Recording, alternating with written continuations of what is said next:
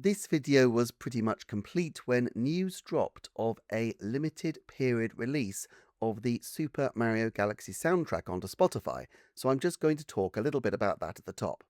Essentially, for a short but unspecified period, the Super Mario Galaxy 1 Plus 2 soundtrack will be available on the Spotify service, and of course, these tracks are also on Nintendo Music already. I talk about Spotify in more detail in the video, and I don't think this move fundamentally changes any of those perspectives, but it's clear that a limited release of music under these circumstances makes a lot of sense for both Nintendo and Spotify. For Nintendo, it clearly promotes their service and may lead to people finding Nintendo music if they get into the beautiful and iconic soundtracks of the Galaxy playlists. However, it's also really good for Spotify, as it offers an exclusive benefit to their service, which, as I go into, they seem to desperately need.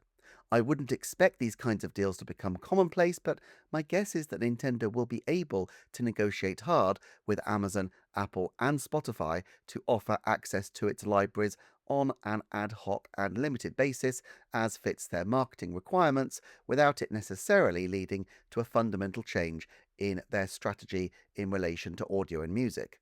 Of course, it does open the possibility of a longer term partnership where one of these services could be used as an entry level sample of Nintendo Music, and I guess the Spotify deal may be a way to basically test the waters of this. If they get a vast number of people signing up to Nintendo Music as a result of being introduced or reintroduced to these tracks via Spotify, it obviously makes sense to continue using this as a promotional tool, especially given the value to Nintendo of their ongoing online service. In many respects, I think this could be even more valuable with the Zelda movie release because, given the age of many of the fans of Zelda and the potential of Spotify to reach people who might not be signed up to the online service, you can imagine that it could be a particularly successful way to reach new audiences and bring them into the Nintendo Music fold.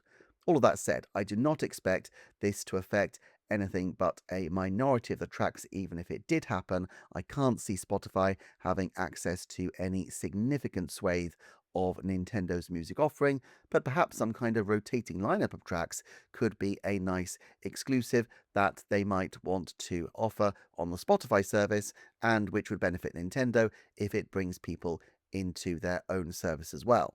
I suspect all the music streaming services would be interested in such a deal, but Spotify in particular might be the most amenable to this.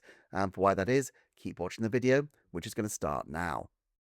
What are Nintendo's audio ambitions?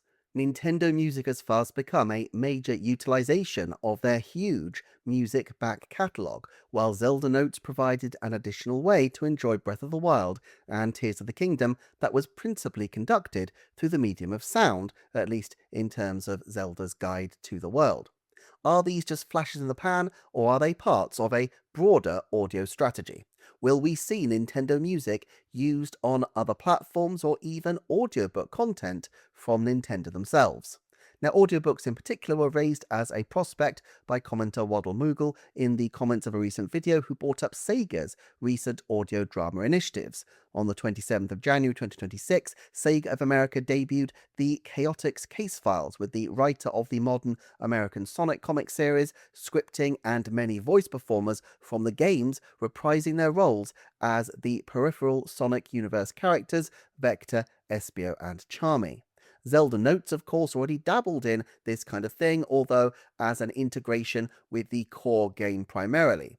Audio dramas are obviously far lower cost to produce than many other forms of entertainment media, and although the financial rewards are also far lower, as a way of giving a bit of additional attention to fringe characters and worlds, especially ones they may wish to raise the profile of ahead of a future movie appearance, it would seem like a fairly safe option, something that they could do at low risk and with reasonably high attention. I'm not sure the same logic would work for Nintendo quite as well as it did for Sega, though. On the one hand, audio dramas are the kind of withered technology that Nintendo would be very happy exploring and utilizing.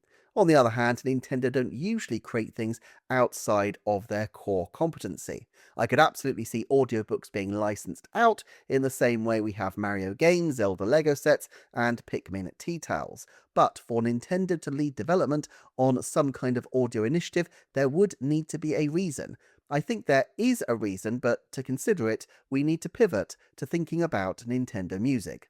A common question early on was why Nintendo would go with their own music service rather than putting their music on the far wider reaching Spotify. However, these music services, including Amazon Music and all of those, appear to have a fatal flaw. With streaming video, each service generally has a certain set of unique and distinctive properties. That's not to say streaming video hasn't been, in its own way, hugely problematic for an industry which once, certainly in an American context, succeeded off a strong ad revenue based model, but at least if you want to watch Star Wars or Gargoyles or Marvel, you'll need to go to Disney Plus. If you want Stranger Things or whatever else, you'll need to go to Netflix and so on. However, Apple, Amazon, and Spotify are basically sharing a pretty much identical music library of a squillion different songs. There's no distinguishing factor that allows them to make an appeal based on quality, so the only appeal they can make is based on price. This means squeezing the artists to a point that precious few can make any kind of living, even off quite large listenerships, and huge companies like Amazon and Apple running their music services essentially as loss leaders for their more profitable services, specifically Amazon Prime and Apple's suite of high-priced tech items. Spotify doesn't have this, which is why it has struggled to maintain profitability over the years and in 2023 laid off a substantial chunk of its workforce. For Nintendo to jump aboard any of these services would be to massively devalue their products, something they certainly wouldn't want to do. And while they might be able to open an exclusivity deal with a big player like Apple or Amazon, the juice isn't likely to be worth the squeeze of trying to compete on exclusive music, since that's not really why they run their services anyway. Spotify, on the other hand, likely wouldn't have the budget to make an offer that's competitive with what Nintendo can pull off themselves. Nintendo Music is still kind of a loss-leading proposition. It's to get people into Nintendo Switch Online and to raise the profile of Nintendo's vast suite of games through a increasingly popular service. In theory, they could probably run it as a discrete subscription service, separate from Nintendo Switch Online, but there's no reason for them to disaggregate it from the broader online offering at present, when this is a great way to draw people in to their games ecosystem. All that said, I do wonder how long they will be branding it the Switch Online service, and I suspect a move to a broader Nintendo service, much like the rebrand of Nintendo Classics, is eventually going to be in the offing, not least because they won't want their console branding forever tied to the Nintendo Switch. At this point, the question becomes, is Nintendo Music a sufficiently broad offer by itself? And what other offers could they do?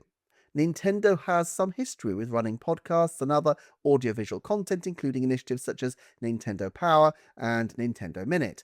It's perhaps slightly difficult to imagine the hyper-cautious and slightly anemic tones of modern-day Nintendo making something in the audio space work, as that would tend to need something a bit more punchy and distinctive. But if they had a sort of audio version of Nintendo Directs with features about games, perhaps deep dives based off their developer interviews, I could see, with not too big an outlay in cost, that they could create another string to the Nintendo Music bow, a sort of podcast that summarizes all of their output in terms of promotion. If they went for some kind of audio project like this, it might catch some attention and be a reasonably popular element to their service.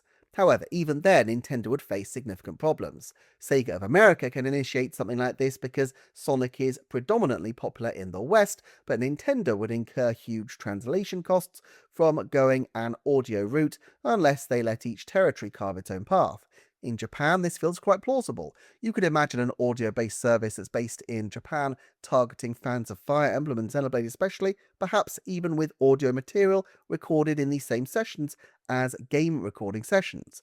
Especially as a way to develop and expand the hyper-popular Fire Emblem heroes, this could seem like a smart move. It seems that in Japan, audiobooks are becoming ever more popular, and so it would make some sense to tap into this growth market and to link it across to Nintendo's content. But would these kinds of projects be as commercial outside Japan? It's difficult to imagine something like Metroid, where the protagonist got through a recent game without a single utterance that wasn't an impact grunt, getting an audio expansion, while Nintendo have always been fairly circumspect about story content for Zelda. Zelda Notes is more a case of expanding lore than narrative storytelling. Another option is live concert streaming online. Concerts have always been something Nintendo have promoted with Nintendo Today, sometimes showing clips from them, but clearly something with the global reach of Nintendo's music offering is always going to have a greater appeal than any geographically centered concert can accommodate. Streaming a massive Zelda concert over Nintendo Music seems like one way they could really create the effect of an event moment on the app. So let's talk likelihoods. As ever, I like to express my confidence in levels of 5 percentage bands so that I can track my accuracy over time, and at this point, I'd like to make the following forecasts. 30% Nintendo will launch a spoken audio project of their own, a new podcast or narrative experience by the end of 2028. I don't think Zelda Notes is a new template, and I don't think they're in any rush to make a move, but I think it's the sort of thing that wouldn't be too surprising. 50%. Nintendo live stream a Nintendo concert by the end of 2028 and likely a Zelda concert if they do.